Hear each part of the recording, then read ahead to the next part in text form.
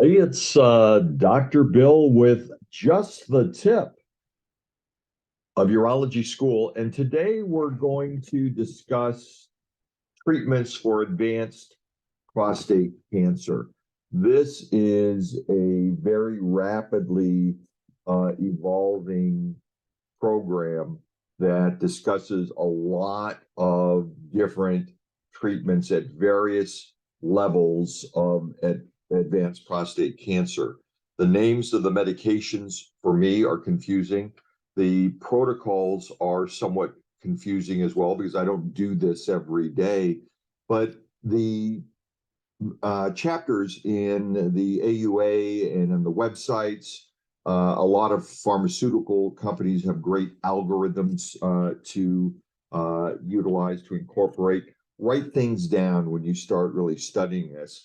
But today's video is just going to discuss, again, just the tip, the basics. And it really behooves us all to get back in the books, get back in the literature, and try to fill in those blanks. But we know for a number of reasons that the number of people who present with advanced prostate cancer is increasing. The number of those with metastatic disease is increasing. So we can look at advanced prostate cancer as those with biochemical recurrence elevations of PSA, but we can't find any obvious metastatic disease in evaluation.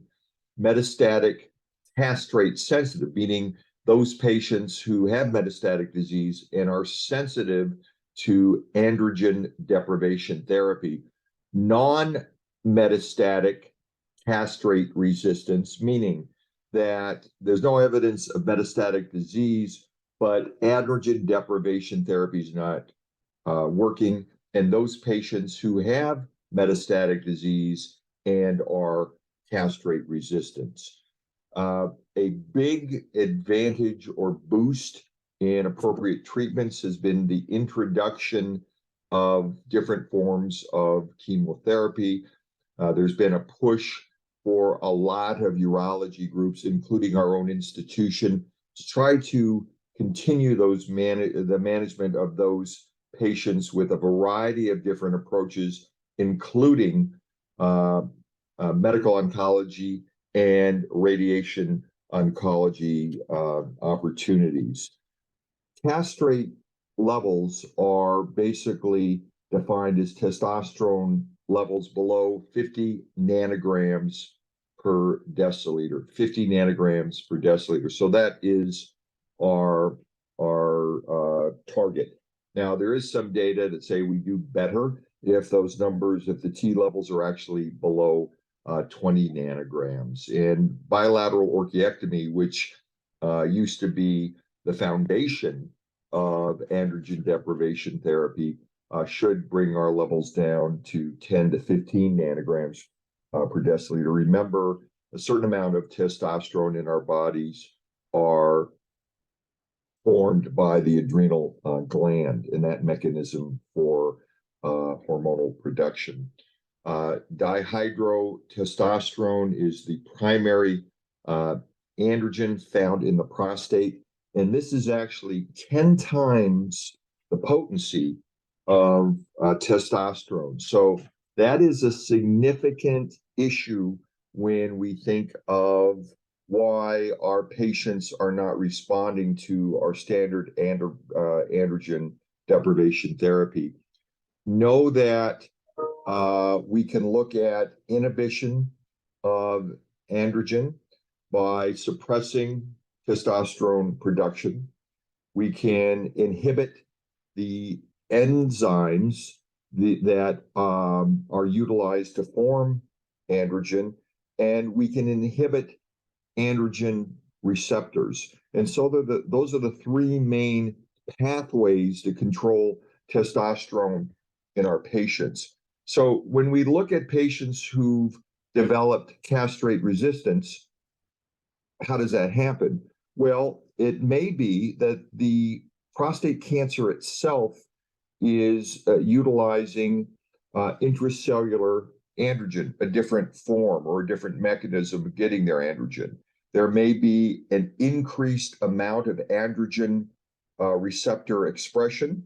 We may have alternative forms of what turns on that androgen receptor, and we may have androgen receptor variants such as AR-7, which can be activated in the absence of standard stimulation with hormones.